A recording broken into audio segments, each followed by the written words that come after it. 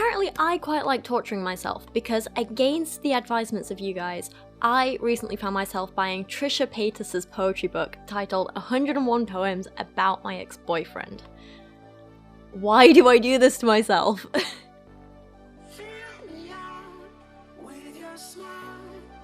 Now, before we take a look at any specific poems, there are a few things I want to say. I'm not really a fan of Trisha Paytas as like a YouTuber or a person or whatever. That's not to say I dislike her, I just don't really watch her stuff. I never have. That said, I have watched a few videos about her, and I do find her quite an interesting character. There's a brilliant video I watched a while back now, and I cannot remember off the top of my head who made it, but I'll try and look it up, and if I find it, I'll put a link to it in the description, I'll mention it on screen here, whatever. But basically, it was this fantastic video that talked about how the main issue with Trisha Paytas is that so much of what she does is trolling. It's trying to get a reaction and a response. But she combines this with actually putting like her real feelings and her personal life into her videos.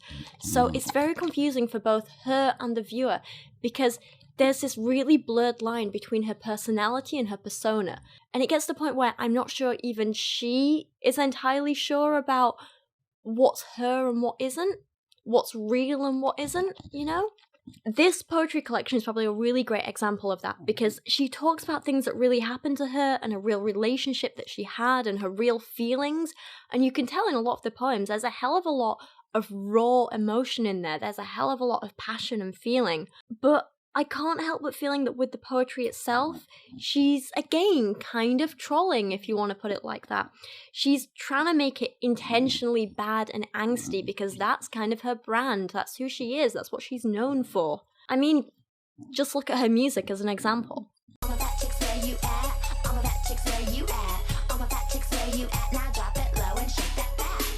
was with me from the start, he was always in my heart. Though I stray far, here you are, Jesus, my superstar. I love you, Jesus. I love you, Jesus. I'm so supersized, you like two fries. I'm so supersized, you like two fries. Got the juice, what it do? Cause I'm feeling loose. Got the juice, what it do? Cause I'm feeling loose. You're a burner, Tina Turner, bitch, you're about to get rolled. Yeah, you see me here, I flaunt my body now. Watch me turn it out, ooh, and you wonder how. You can act bad, or you can be good. You can be from privilege, or straight from the hood. Now, this in itself isn't necessarily something to criticize. A lot of people write bad poetry, but not everyone can intentionally make it bad. And so while we are going to be analysing these poems today as if they were serious attempts at art and poetry and whatever, it is worth bearing in mind that this probably wasn't her intention, and that's absolutely okay. The other thing I want to quickly bring up is a comparison to Gabbie Hanna's poetry book. The books are clearly written with very different audiences in mind, although I'd argue that the ultimate goal of each book is the same, to make money. Again, not a bad thing in itself, everyone has to pay the bills, I have to pay the bills.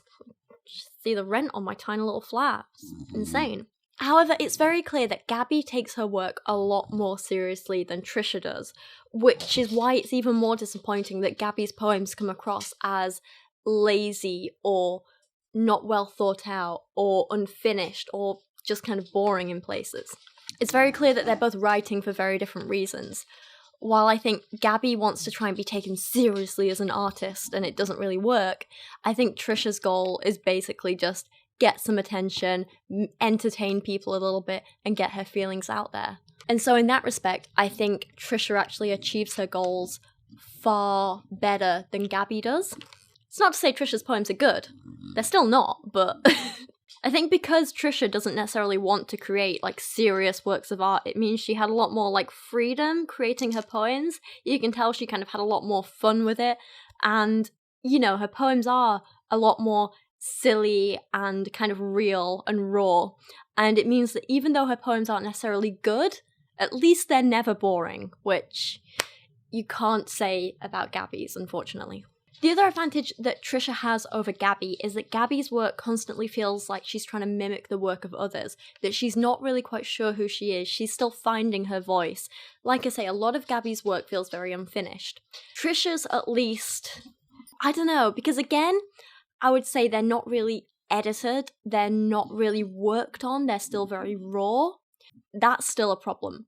But at least Trisha has a very clear voice and style to her poems. Her poems are very recognizable as hers and hers alone. It's like you can imagine her reading them out and saying them, and you can kind of hear the emphasis behind certain bits as Trisha would say them.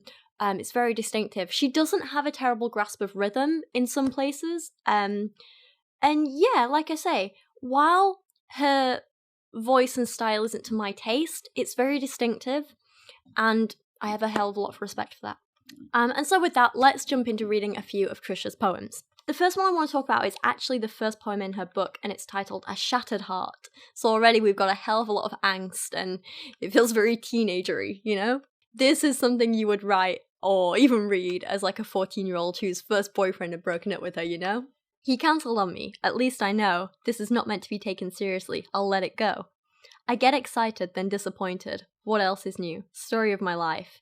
He's gonna do this to me? Why can't guys follow through? Why can't guys let me through?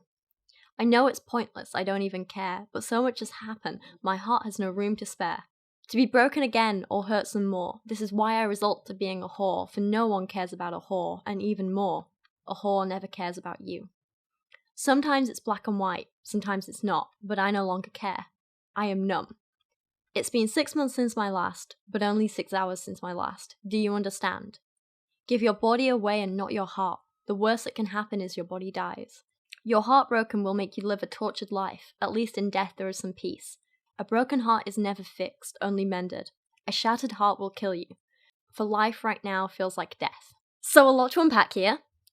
It definitely reads like a stream of consciousness, which isn't necessarily a bad thing. That can be fantastic in poetry. Some of my favourite poems are written in that way.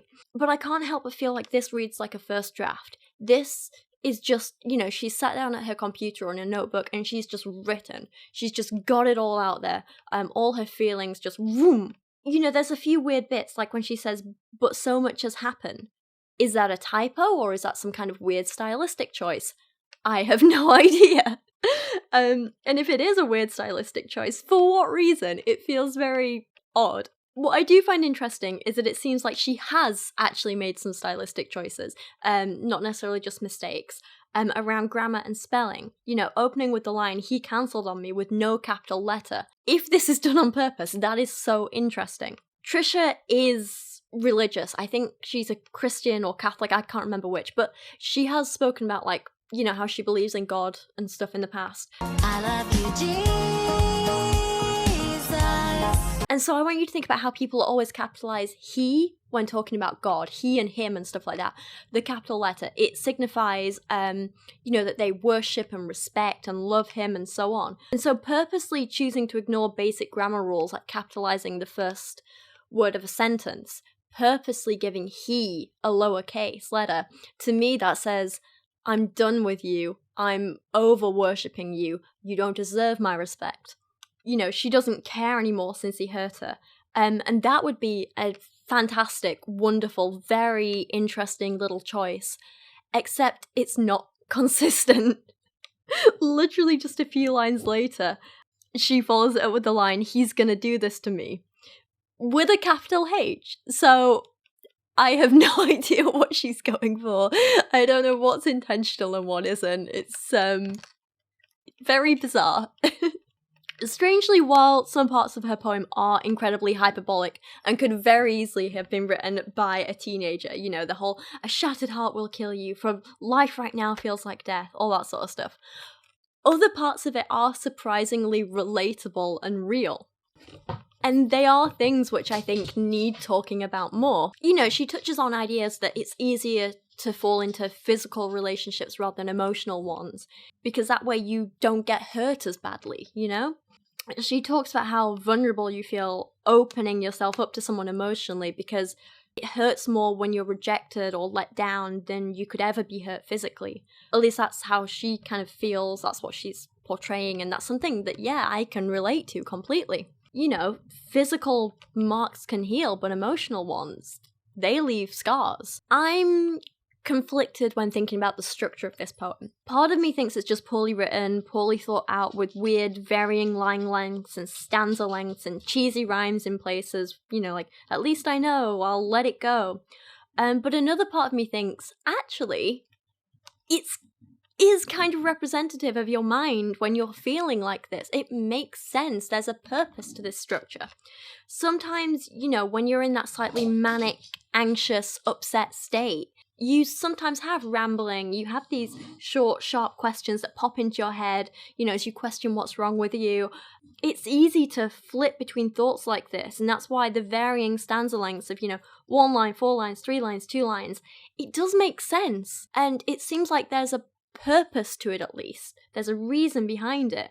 And then at the end, as the panic calms and the numb feelings, the sadness, the emptiness sets in, you get these single, stunted one-lines of, I am numb. A broken heart is never fixed, only mended. It kind of feels like she's giving up the fight a bit. She's over it. She's just done. All that said, I'm aware that I'm probably reading far too much into this, and I doubt that was her intention when writing the poem. I'm not sure if any of this was intentional, and it may just be the consequence of her writing when she was feeling these emotions. But that opens up a whole other set of questions and a very interesting debate. The fact that this kind of structure was influenced by her raw, pure emotions rather than planning and knowledge, does that make it more real and beautiful? Or does that just make her lucky? Does good art have to be planned? Or does it just have to be real and raw? Where is that kind of boundary between them? If it makes you feel something, does it necessarily have to be good? I don't know. It's, very interesting. And that's kind of one of the things that this book really made me think about. Because I went into this thinking this would just be an absolute joke and a mess. And it would be terrible. And we could get a bit of a giggle out of it. But then I was like, crap. These poems, as terrible as they are, like objectively bad, are actually making me feel something. I'm actually relating to a lot of what she's talking about, a lot of her ideas. So if I'm feeling something, if I'm getting a response, does that somehow make it good art? I don't know! It's very interesting, very thought-provoking.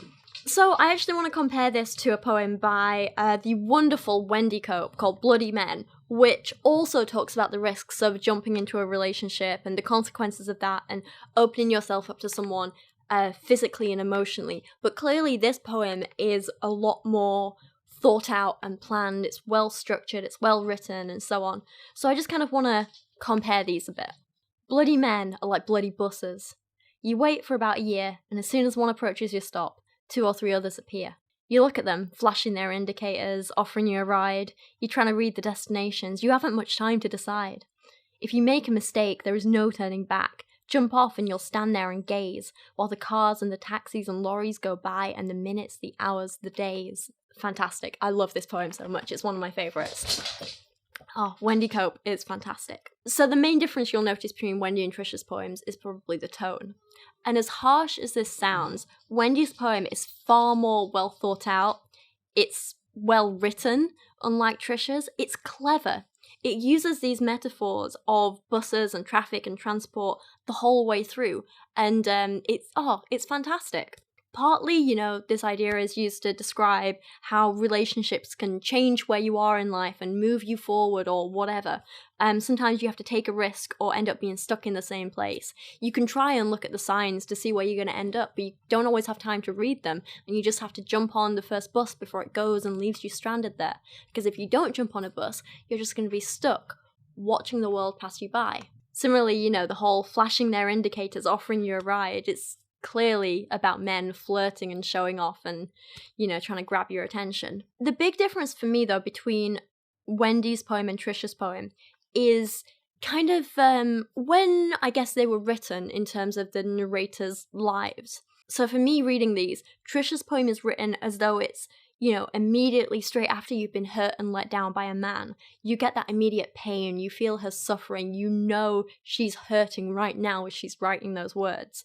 Wendy's poem is written, I would say, like, a bit later on, or, like, as you're older and more mature with a bit of hindsight.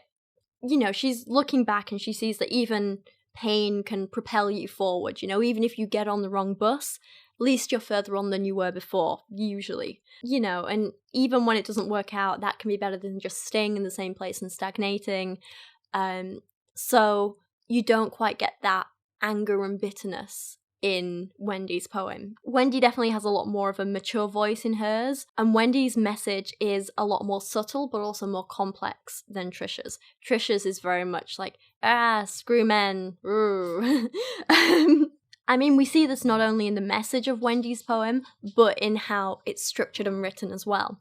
A lot more consistent in terms of structure. You've got this wonderful little rhyme scheme throughout it, nice little rhythm. Clearly a lot of time and effort and work went into constructing this poem. It's not just raw emotions on a page. That said, it still makes you feel a hell of a lot. Is Kyra having a drink? Thanks, baby! Yeah, I'd also say that Wendy's poem is a lot more laid back and isn't afraid to use a bit of humour. It's not quite as manic and tense as Trisha's poem. So, like I say, Wendy uses a bit of humour. She's like, bloody men like bloody buses. This is a woman who's accepted that pain is just another part of life, and as horrible as it might be in the moment, pain does not stick around forever, and that's important to remember.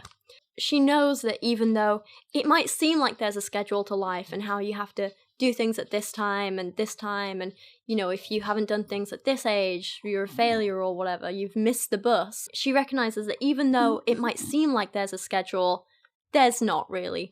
And men and life, just like buses, are unreliable, and sometimes that schedule doesn't work out even when you're expecting it to, Things are never completely in your control, and that's absolutely okay. Just roll with it, and hey, if something goes wrong with a guy, that's absolutely fine, because another will be along in a bit. The thing is, both messages in both Trisha and Wendy's poems are very real, and they're things that we as women do experience. Both explain what it's like to be a woman in a relationship and the fears you feel. It's just, for me, Trisha's poem is what we're like when we're younger and how a lot of us naturally are, whereas Wendy's poem is more about the women that we aspire to be and grow into and learn to become, It's, I can almost see these two poems being written by the same woman, but 30, 40 years apart. A couple of big themes throughout Trisha's whole book are her relationship with food, her self-esteem issues, her feeling undeserving of love, and, of course, sex. These are all motifs repeated constantly throughout the book. A recurring pattern we see is Trisha enjoying herself, either through food or sex. She loves both, and she won't apologise for that, and again, I have a hell of a lot of respect for that, and how she's just accepting of, this is who she is, and this is what she likes, and, take it or leave it. But then, after you see she's enjoyed herself, you see these waves of self-doubt kind of crashing in, and she begins to be like, well, I don't deserve this, and she feels guilt for enjoying herself, she feels guilt for being happy.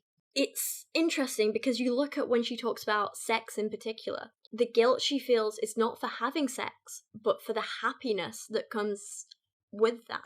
It's very, very interesting. There's this one poem called Breakfast in Bed, and it's a great example of this. It's like the epitome of everything I just said.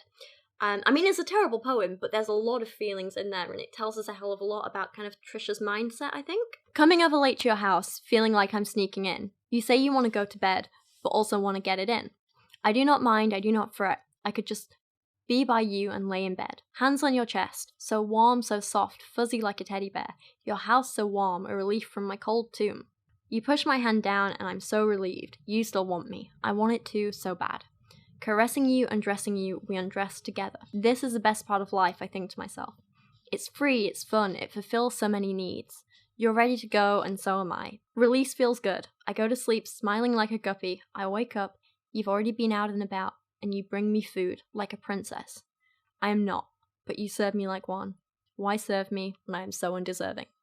Again, we see this pattern here that she writes about in so many other poems as well, of her searching for happiness, identifying what will make her happy and taking action to get it, coming over late to your house. I do not mind. I could just be by you and lay in bed. Then the self-doubt creeps in, and she uses sex to kind of seek reassurance, I'm so relieved you still want me. And finally she feels happy. She feels fulfilled. She's got what she wants and she's loving it. She's enjoying it because it's not just necessarily about sex, but that emotional connection as well. You know, this is the best part of life, I think to myself. It fulfills so many needs. And then once that initial buzz of happiness has passed, the self-doubt creeps back in and she hits with waves of, I don't deserve this. You know, you bring me food like a princess, I am not, but you serve me like one. Why serve me when I am so undeserving? That last little line is so telling. I mean, it's not necessarily a clever poem. There's no real imagery or metaphors or thought to the structure or language, but it's real and it's raw. What you doing, Piggy? Trisha is not ashamed of having sex, of wanting sex. She's not afraid of society judging her for that. But she does feel guilt about the happiness she feels from both sex and an emotional connection with someone. And that is caused by internal insecurities rather than anything external. It's interesting because it's not the casual sex that makes her feel guilt. It's the emotional connection she feels undeserving of. You know, she could probably have sex with a random person and not feel this, but the minute she has that emotional connection with them, that's when she starts to feel, I don't deserve this. Stop treating me like a princess. Why are you doing this? I actually want to contrast this poem of Trisha's to one that any of you who have done English Lit at GCSE might be familiar with, and that's Salome by Caroline Duffy. I hope I'm pronouncing that right. Salome. It is, right? That's how I've always read it. Anyway, Salome is also a poem about waking up in bed with someone and the feelings associated with that.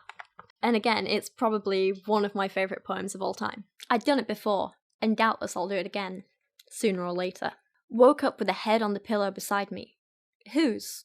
What did it matter? Good looking, of course, dark hair, rather matted, the reddish beard several shades lighter, with very deep lines round the eyes, from pain, I'd guess, maybe laughter, and a beautiful crimson mouth that obviously knew how to flatter, which I kissed, colder than pewter. Strange. What was his name? Peter? Simon, Andrew, John. I knew I'd feel better for tea, dry toast, no butter, so rang for the maid, and indeed her innocent clatter of cups and plates, her clearing of clutter, her regional patter were just what needed, hungover and wrecked as I was for a night on the batter.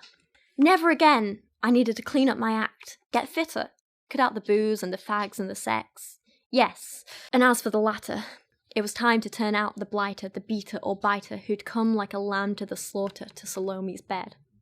In the mirror I saw my eyes glitter. I flung back the sticky red sheets, and there, like I said, and ain't life a bitch, was his head on a platter. Fantastic. I love this poem so much. This is the clever thing with Caroline Duffy. There's always so many layers to her poems. Now, of course, many of you will immediately realise that on the surface, this is a poem about Salome from the Bible. Excuse me. Now, Salome is often portrayed as a bit of a seductress, but also a bit of a spoilt girl as well.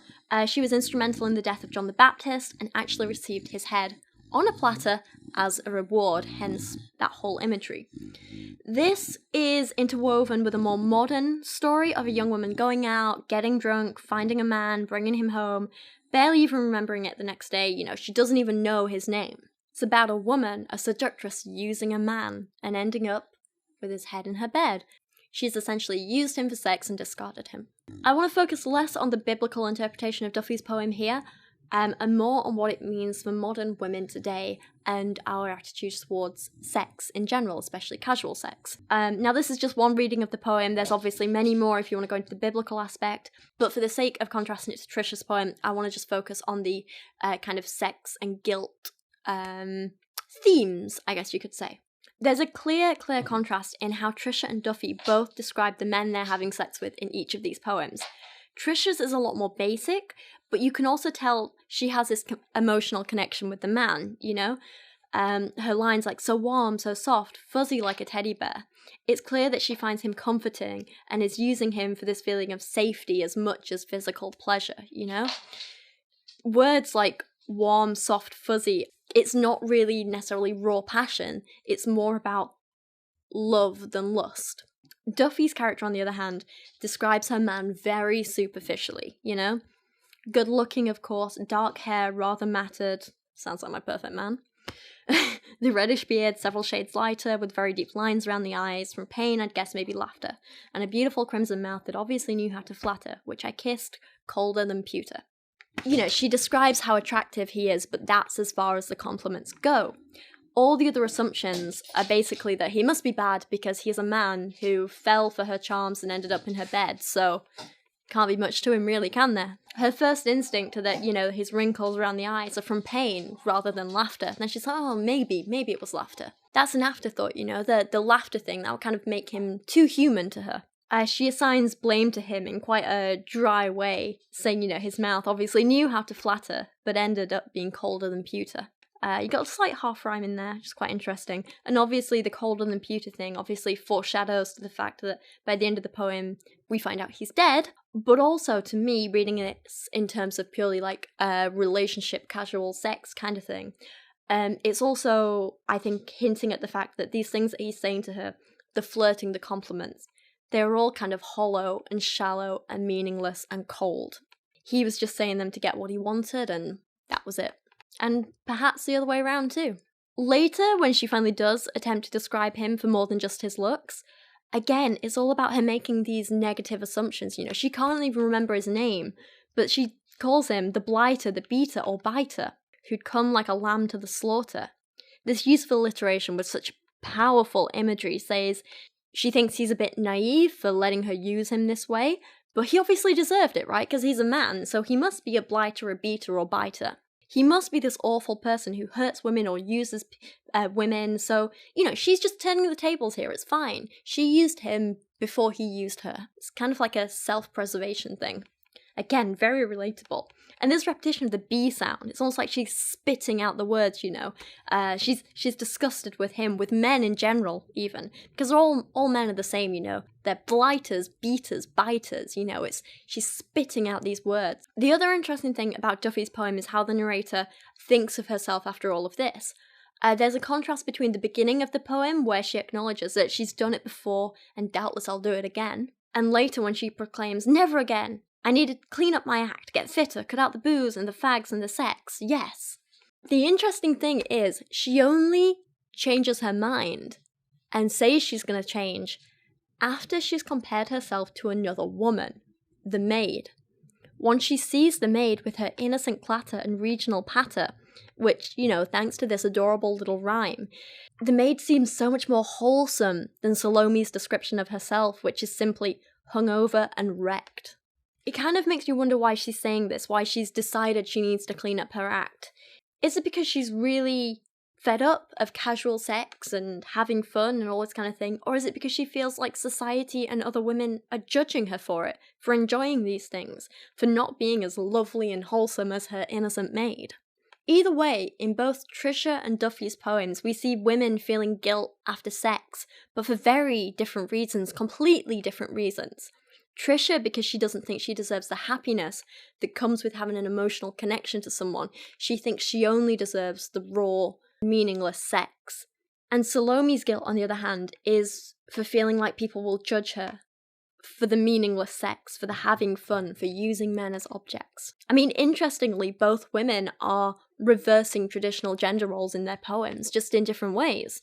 Trisha goes out of her way to seduce a man and ends with him bringing her breakfast in bed, being the kind of carer in that respect. While Salome is the one who's the player who seduces men without really caring about them. Both traditional male roles, usually the man is the one seducing, the man is the one being fed and taken care of by the woman, It's like I say, both are women taking on these traditionally masculine roles and kind of feeling guilty for it, even though they're not doing anything wrong. But they're surrounded by people who tell them or make them feel or imply that they aren't deserving of this, that it's not the proper way for a woman to behave or whatever, which is a real shame. And I think from a feminist perspective, this really kind of is very revealing of our views and attitudes towards women and sex in general. There's definitely an attitude that women should be chased and not the chasers. Women should have to be convinced to have sex. Women shouldn't be enjoying sex. Women shouldn't be out there going for it, enjoying themselves, objectifying men as much as they've been objectified in the past. And I do think that needs to change. I think in a real equal world, we need to acknowledge that sex is something for everyone, whether you're man or woman or non-binary or whatever. Anyone can enjoy sex, anyone can pursue sex. Sex can mean many different things to many different people, and as long as it's always safe and consensual, I don't think there should be any shame or guilt associated with it for anyone. And this whole thing actually reminded me of a poem by John Donne from the 1600s called The Flea. And now this is, I wouldn't say it's one of my favourite Donne poems, but it's one that always sticks in my mind. Now, John Donne is fantastic. I don't necessarily agree with a lot of his views, but his poetry is, his writing style is wonderful. He's very funny at times. He's also a typical 1600s man. You know, a lot of it is about him convincing women to have sex with him. And he also has a lot of holy sonnets. He writes about religion in a way that you would not expect for a man in the 1600s to write about religion. It's all very, passionate and raw. And honestly, the way he writes about God, you would think sometimes he was talking about women. You know, in one of his sonnets, it's like, batter my heart, three-personed God, for you, as yet but knock, breathe, shine, and seek to mend, that I may rise and stand, overthrow me and bend, your force to break, bow, burn, and make me new, and so on. It's all very passionate, which is quite interesting, but that's not what I want to talk about today. What I want to talk about is a poem called The Flea, which is basically about a man convincing a woman to have sex with him. Yeah, so basically he's kind of being tricky and manipulative and using logic to convince this, woman with a silly little woman brain to have sex with him. He's trying to flatter and manipulate and whatever, just in the way that Salome implies that men do and says that men do and criticizes men for doing. Let me just read you the poem actually, and then we can talk about this a bit more. And one thing you'll notice is you don't see the male narrator feeling guilty about having sex in this. Nah. Mark but this flea, and mark in this, how little that which thou deniest me, it sucked me first, and now sucks thee. In this flea our two bloods mingled be. Thou know'st this cannot be said, a sin, nor shame, nor loss of maidenhead. Yet this enjoys before it woo, and pampered swells with blood made of two. And this, alas, is more than we would do. Oh, stay! 3 lives in one flea spare, where we almost yea more than married are. This flea is you and I, and this our marriage bed and marriage temple is. Though parents judge and you, we are met and cloistered in these living walls of jet. Though yous make thou apt to kill me, let not to that self-murdered added be. And sacrilege 3 sins and killing 3. Cruel and sudden hast thou since purpled thy nail in blood of innocence. Wherein could this flea guilty be, except in that drop which it sucked from thee? Yet thou triumphst, and sayest that thou findest not thyself nor me the weaker now. 'Tis true, then learn how false fears be. Just so much honour, when thou yieldst to me, will waste as this flea's death took life from thee. So, I know the language is a little kind of old and hard to get your head around. It's hard to read sometimes. I find it's easier to read in my head than say out loud. But you know me, I have trouble pronouncing everything anyway. But basically the point is, he's saying, look, this flea bit me, and then it bit you. Our blood is already mixed in his belly.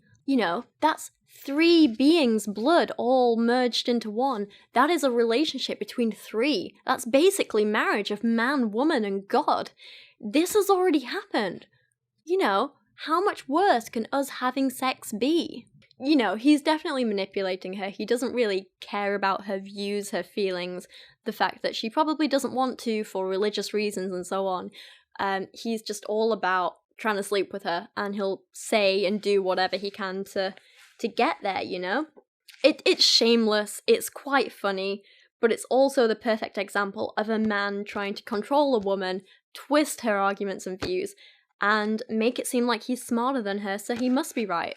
It is manipulative, and very typical of the time. It does make me laugh, though. I gotta say, though, I did go on this date once with a guy who, he didn't use a flea thing to try and sleep with me, but he did talk down to me a lot, and he did try and, twist my arguments and make it seem like he was smarter than me, and he felt like he was smarter than me, and, it was so awkward. I remember at one point I referenced, a basic fallacy in conversation, and he was like, oh, do you know what that means? And I was like, have you seen what I do for a living?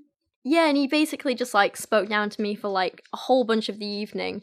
And, yeah, he was a very beautiful man, and it just turned out that he didn't have the personality to match. And he was also a fan of Jordan Peterson, which we may or may not have argued over. So I had a lucky escape there. And what I will say is for any women who date anyone who speaks down to them and thinks that they're smarter than you, or, like, just, you know, patronizes you at all, run. Run for the hills. I had a lucky escape there. Anyway, I brought up this poem there because it's very interesting that we have Trisha feeling guilty about having an emotional connection with a man, Salome being made to feel guilty about seducing men, and then this man who is literally manipulating and lying and worming his way into having sex with a woman who feels absolutely no guilt or shame or anything. You know, hello. And I just think it's very telling of the different attitudes that men and women have towards sex, and how even over 400 years, these attitudes haven't changed as much as I think they should have. Anyway, I was planning to analyse a hell of a lot more of Trisha's poems in this video, but I feel like this is getting on quite long already. And I've only talked about 2 of her poems. There's a hell of a lot more we can unpack in her book if it's something that you guys are interested in. Otherwise, let me know your suggestions for other people's poetry books that you would like me to see, that you would like to see me read and analyse and so on. Because I am actually really having fun with these poetry videos. I didn't think it would ever be something I would do on my channel, but I'm loving this. I'm having so much fun. And it is something that I'm currently very passionate about and enjoying. But anyway, this is where I'm going to end this. If you've read Trisha's book, please let me know down in the comments what you thought of it. If you read Gabbie's book, make sure you go over and check out my videos on her poetry. And again, let me know your thoughts on it as well. But for now, thank you so much for watching. I also just want to extend a quick thank you to every person who sent me and Kyra, like, Christmas presents this year. Oh my god, I never expected anything like that. And you're all so generous and kind and lovely and amazing. Kyra got new toys from you guys, new snacks. She had the absolute best Christmas ever. For me, Christmas is a little bit rough this year, so knowing that you guys were kind of there and thinking about me and, like, supporting me and just being so kind and lovely actually really, really helped and kind of got me through some of the tough stuff. So I just want you all to know how grateful I am and how much I appreciate you guys. Yeah, and with that, I'm going to stop rambling, but thank you for watching today. I appreciate you guys so much. I hope you all had a wonderful Christmas and New Year, and I'll see you guys again soon.